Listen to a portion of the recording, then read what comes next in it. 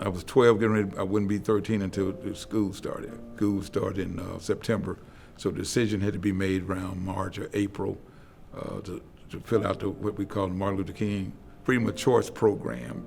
I caught wind of it. I wasn't even invited. I caught wind of it because the other chosen relatives, the ones I'm growing up with, they were talking about it. And they were saying there ain't no way they're going to go to a white school. They're going to the West Side like everybody else. And anybody in our family go to a white school with this kind of climate up there is asking for trouble. And so it intrigued me. I did not want to go to another black school where I was going to be treated inferior. And so I decided, I'm going to do it.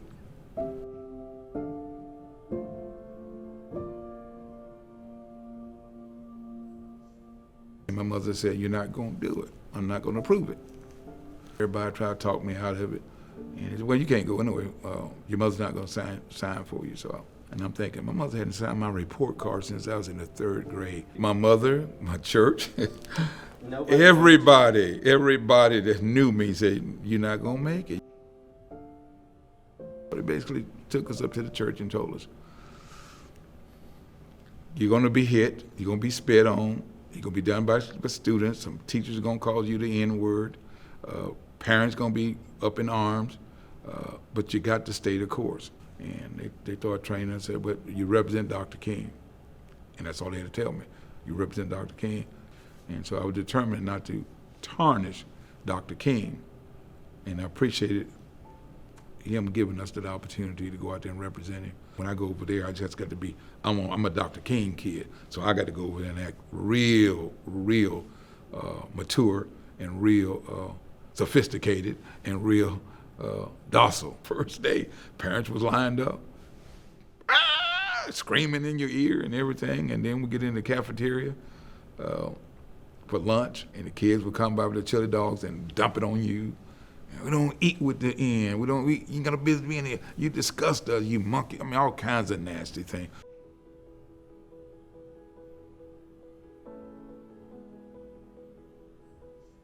Because the federal court was looking at it, they gave objective testing, no essays. It's all multiple choice, true and false, fill in the blank.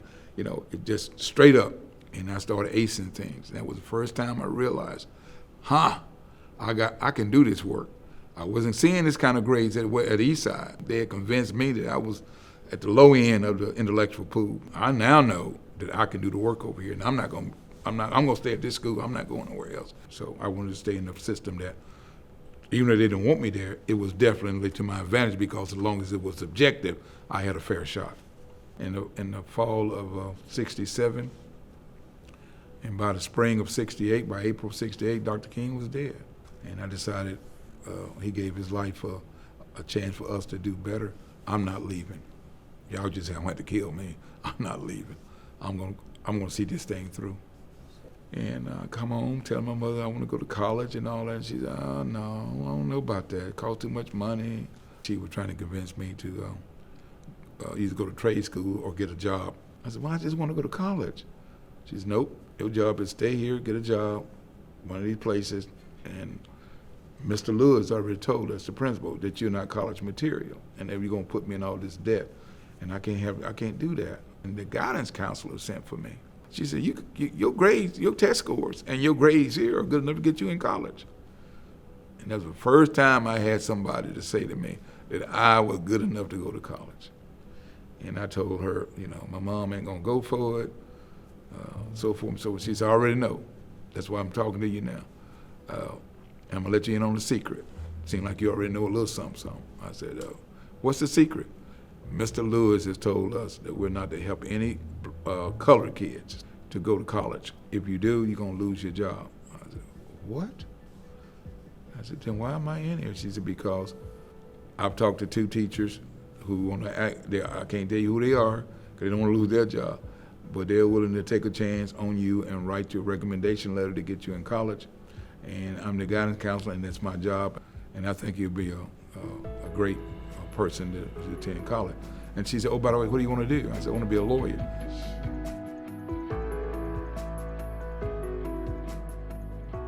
And she said, and I took a tour And I decided I'm gonna find me somebody to send to Berea College, and it's you.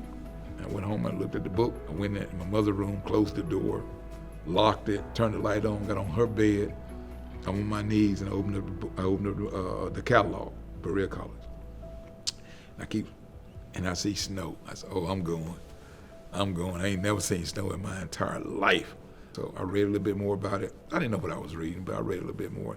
Came back and gave it to her and said, yes, ma'am, I want to go. It took me a semester or two to get comfortable and allow myself to unpack all that rage and hostility and suspicion that I brought from Alabama. Once I did that, it started building my foundation. It started giving me what I needed. Berea had the resources. It gave me the discipline, gave me the opportunities, and it built my character. It also built the fact that people did not look like me. I still could not only trust them, I still could really love them and be part, and they could form a bond with me, and they would become my new family. And this would be family I choose, not family I'm born into. Berea, to me, Berea is the stuff that dreams are made of, man. So without Berea College, the rest of everything that I've ever accomplished, I would not have done it, because Berea was the, Miss Daniel had the right idea. Berea was the right place for me, and we brought more kids up here from Talladega High School. We did this. She became the Harriet Tubman of Talladega High School. When I think of my greatest accomplishment is my 7 daughters. All the other stuff is just gravy or footnotes. As a father, I gave them what I didn't have.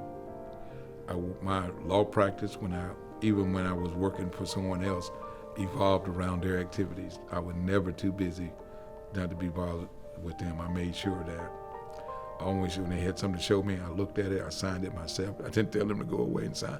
I wanted to make sure that they had that kind of attention, love, support, so they could pass it on to their kids when they got old enough to have kids.